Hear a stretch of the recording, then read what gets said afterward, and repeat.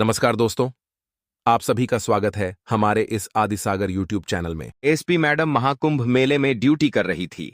वहीं पर उन्हें अपनी मरी हुई मां भीख मांगती हुई दिखाई दी। क्या है इस घटना के पीछे का रहस्य, जो खोखले रिश्तेदारों की काली सोच का पर्दाफाश करती है? इस घटना की शुरुआत होती है बिहार के एक बहुत छोटे से शहर में रहने वाले मां और बेटी से। मां का नाम था सुनीता यादव। उनकी 8 वर्ष की बेटी नैना पढ़ाई लिखाई करने में बहुत अच्छी थी, लेकिन उनके पिता का महामारी में देहांत हो चुका था, जिसके बाद सुनीता अपनी बेटी को पढ़ा लिखाकर बड़ा कर रही थी। लेकिन उनके परिवार में अक्सर पारिवारिक जमीन को लेकर विवाद हो रहा था, क्योंकि सुनीता के पति के मरने के बाद वो चाहती थी कि उनके हिस्से की जमीन उसे मिल जाए, ताकि वह अपनी बेटा बेटी नैना का पालन पोषण अच्छी तरह से कर पाए, उसे अच्छे स्कूल में पढ़ा पाए, बड़े होकर उसे बड़ी ऑफिसर बना पाए।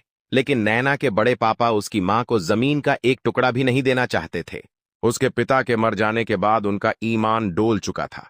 वे पूरा हिस्सा खुद हड़पना चाहते थे। वे इंसानियत को तार तार कर चुके थे और रिश्तेदारी का भी गला घोंट चुके थे।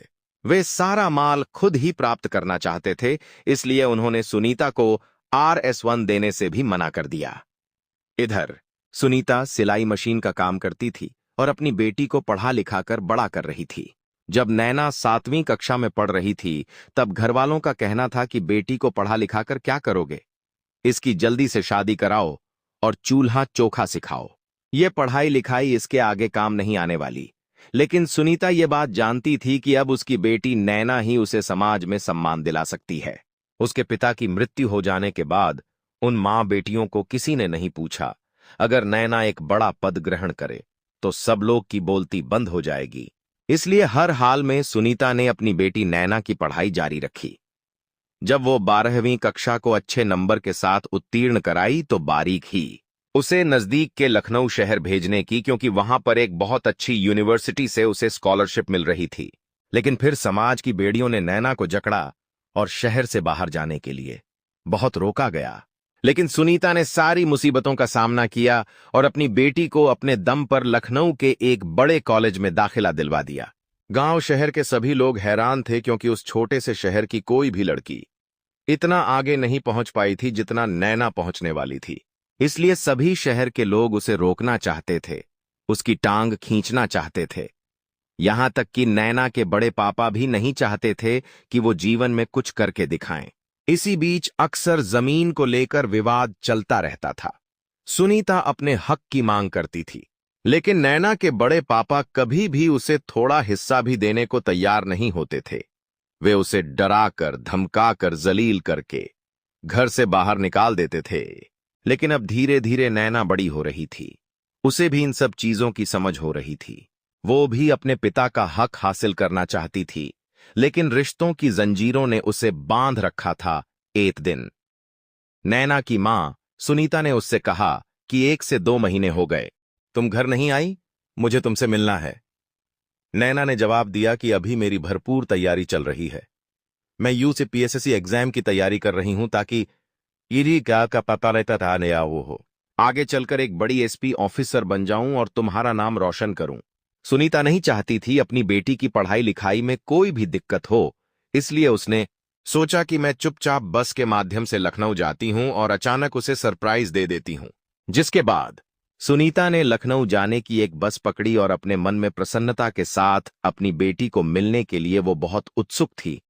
लेकिन उसे इस बात का अंदाजा नहीं था, एक ऐसी घटना उसका इंतजार कर रही है जो इसके बाद उसकी पूरी जिंदगी बदल कर रख देगी। दरअसल सुनीता जी इस बस में बैठी थी। उस बस के साथ एक बहुत बड़ा हादसा हो गया। उस बस को चलाने वाला ड्राइवर 2-3 दिन से नहीं सोया था और सामने की ओर से LPG गैस से भरा एक ट्रक जा रहा था। बस ड्राइवर को बार बार नींद आ रही थी। वो कई बार अपने पलके बंद कर चुका था, लेकिन अब उसकी एक गलती सभी बस यात्रियों की भयंकर मृत्यु का कारण बनी। दरअसल जब LPG गैस से भरा ट्रक सड़क पर सामने जा रहा था, उसी समय बस ड्राइवर की आंख लग गई और उसने अपनी बस को LPG ट्रक के अंदर भर दिया, जिससे गैस का स्त्राव होने लगा। गैस बाहर निकल रही थी। इसी बीच एक ऐसा धमाका हुआ जिससे सभी लोग चारों खाने चित्त हो गए। तकरीबन आधे से 1 किलोमीटर तक उस भयंकर धमाके की आवाज सुनाई दी। आसपास जो कारें खड़ी थीं, वो सब उस धमाके की चपेट में आ गए। उस समय सुनीता के साथ उस बस में 45 यात्री मौजूद थे और 20 यात्री उसी समय जलकर मर चुके थे। यहां तक कि सुनीता की हालत भी बहुत गंभीर थी। उसका 30% शरीर जल चुका था। अब समय था इस दुर्घटना के बारे में परिजनों के आने का। सरकार हर दुर्घटनाग्रस्त व्यक्ति के परिजन को बुला रही थी, लेकिन किसी के पास भी नैना का नंबर नहीं था। यहां तक कि नैना तो जानती भी नहीं थी कि सुनीता बस के माध्यम से उसे सरप्राइज देने लखनऊ आ रही थी। तभी नैना के बड़े पापा को सरकार की ओर से एक फोन गया, जिसमें उन्हें पता चला कि सुनीता दुर्घटना वाली बस का ही शिकार हो चुकी है।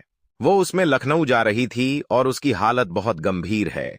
जब उसके बड़े पापा का पूरा परिवार सुनीता की हालत देखने पहुंचा, तो वहां पर चारों ओर बहुत बुरी और गंभीर स्थिति थी।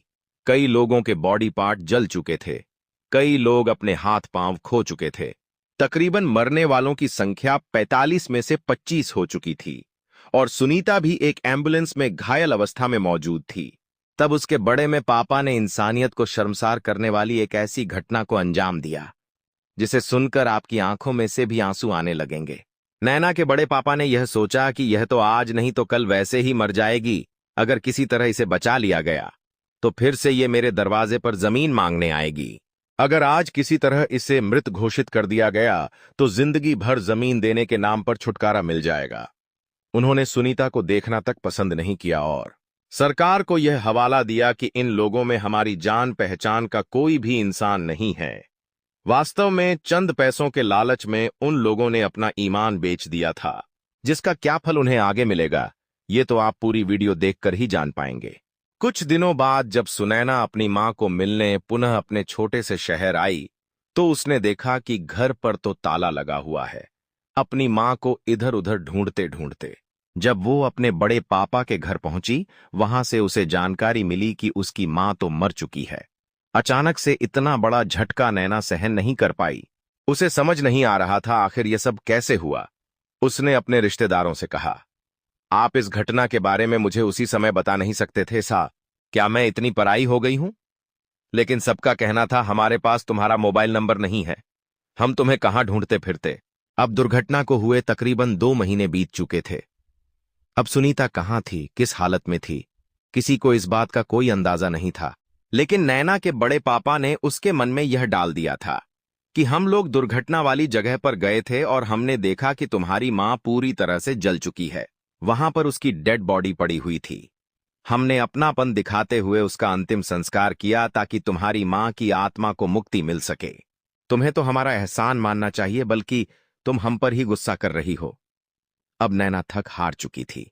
उसके पास कोई जवाब नहीं था उदास मन से, और उस शहर को हमेशा हमेशा के लिए बुलाकर वह फिर से लखनऊ आ गई।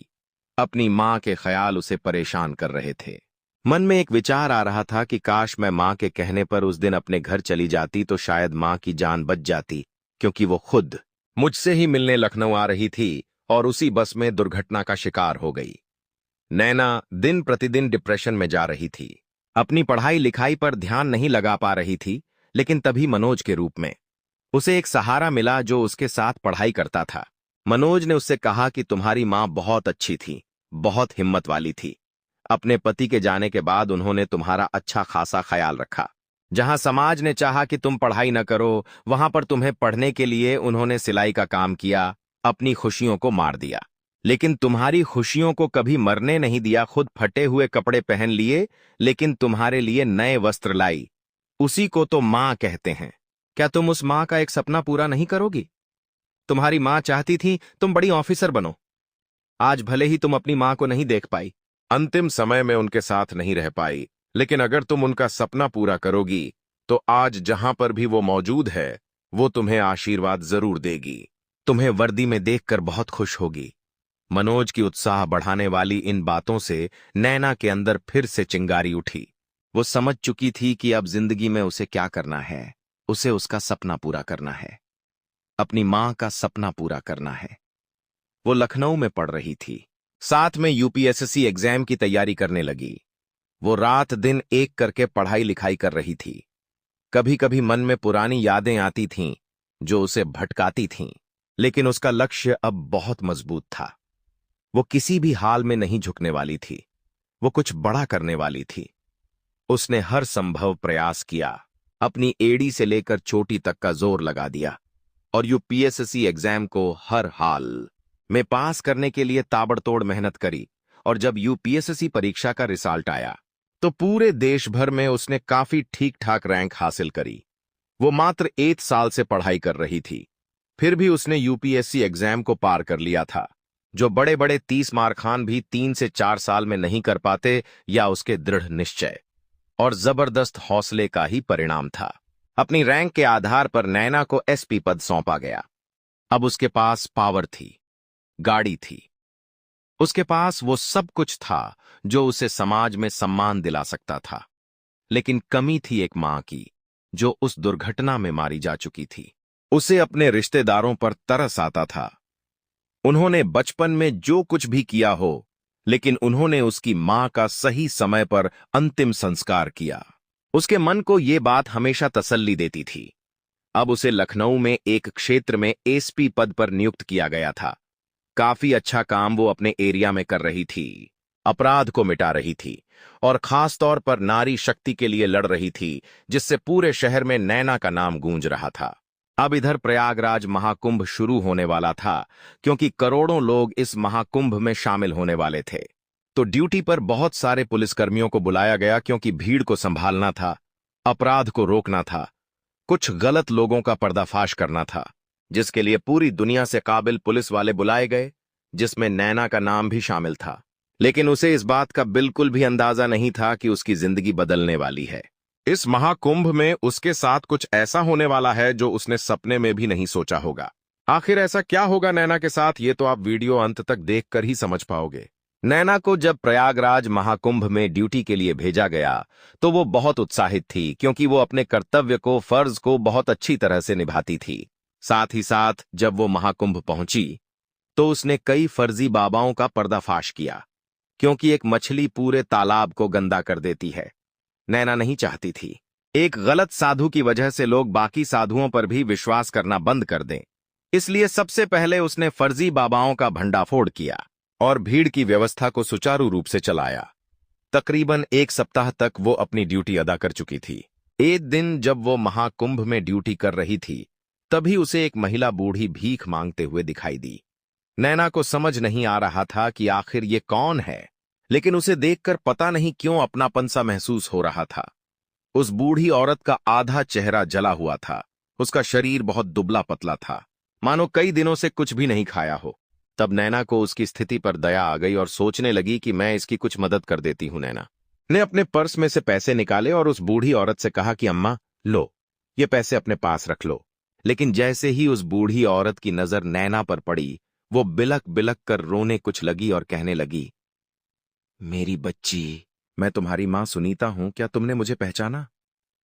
मैं सालों से तुम्हें ढूंढ रही हूं, आखिर तुम कहां चली गई थी? मैंने तुम्हारा पता लगाने की बहुत कोशिश करी। यह बात सुनकर नैना कुछ देर के लिए हैरतांगेज रह गई। उसके हाथ पांव कांप रहे थे, उसके रोंगटे खड़े हो गए थे। तभी उसने महसूस किया कि वह बूढ़ी औरत कोई और नहीं बल्कि उसकी मां सुनीता है। उसके होश उड़ गए। अपनी मां को महाकुंभ मेले में जीवित देखकर, भिखारन की तरह भीख मांगते देखकर उसके हाथ कांप रहे थे, लेकिन उसकी मां तो मर चुकी थी। आखिर वो इस महाकुंभ में जीवित कैसे थी? यह सवाल उसके दिमाग में गूंज रहा था। सबसे पहले उसने अपनी मां को गले से लगाया और कहा, मां तुम जिंदा हो। मैंने तो सुना था तुम बस हादसे में मर गई। मैं तब से तुम्हें मृत मान रही थी। मुझे इस बात का बिल्कुल भी अंदाजा नहीं था कि तुम जिंदा हो। मुझे माफ कर दो। उसने अपनी मां को गले से लगाया और कोने में बैठाकर पानी पिलाया। अपनी मां की ऐसी स्थिति देखकर उसे बहुत दया आई।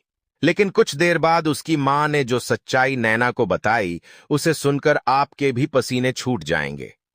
सुनीता ने बताया, उस दिन मैं लखनऊ जाने वाली बस में तुमसे मिलने आ रही थी, लेकिन अचानक बीच रास्ते में हमारी बस एक एलपीजी गैस वाले ट्रक के साथ टकरा गई और भयंकर अग्नि विस्फोट हो गया, जिसमें कई लोग मर गए। मैं भी 40% तक जल चुकी थी और मेरी हालत बहुत गंभीर थी। रिश्तेदारों को भी बुलाया गया। तुम्हारे बड़े पापा को भी बुलाया गया, लेकिन उन्होंने मेरी तरफ देखा तक नहीं और यह बयान दे दिया कि मेरा तो यहां कोई भी नहीं है। जिसके बाद मुझे लावारिस मानकर सरकार ने एक सरकारी अस्पताल में मेरा इलाज करवाया। तकरीबन 1 माह के पश्चात में सही हुई, लेकिन मैं उस समय किस अस्पताल में थी, किस शहर में थी, मुझे बिल्कुल भी अंदाजा नहीं था। साथ ही साथ उस हादसे में मेरे सर पर गंभीर चोट आई थी, जिस वजह से मैं अपनी याददाश्त भी खो चुकी थी। मैं इधर उधर भटक रही थी, दर दर की ठोकरें खा रही थीं। मेरा कोई अपना नहीं था तब। कुछ लोगों ने मुझे उस शहर के एक वृद्धाश्रम छोड़ दिया, लेकिन कुछ दिनों बाद मैं वहां से भी भाग आई और आज इस प्रयागराज महाकुंभ में भिखारण के रूप में भीख मांग रही हूं। लेकिन जब मैंने तुम्हारा चेहरा देखा तो मुझे अपना सारा पुराना समय याद आ गया। मेरी बेटी, तुम्हें देखकर मेरी याददाश्त वापस आ गई। तुम मेरे लिए बहुत भाग्यशाली हो। अब एसपी मैडम को बहुत भयंकर गुस्सा आ रहा था, क्योंकि उसके बड़े पापा ने जो उसे कहा था कि उन्होंने अपने हाथों से तुम्हारी मां का अंतिम संस्कार किया है, वास्तव में वो बात झूठी थी। वो केवल जमीन हड़पने के लिए ये सारा ड्रामा रच रहे थे। जिसके बाद उसने अपनी मां को नहलाया धुलाया, अपने साथ सरकारी जीभ में बिठाया। उसी समय छुट्टी लेकर बिहार के अपने गांव पहुंची और वहां पर अपने बड़े पापा को 2 थप्पड़ मारकर नैना ने उन्हें धूल चटा दी। अपनी मां को सामने पेश किया और कहा कि तुम तो कह रहे थे कि मेरी मां मर चुकी है, हमने खुद उसका अंतिम संस्कार किया है, तो ये औरत कौन है? जब सभी लोगों ने सुनीता को सही सलामत देखा तो उन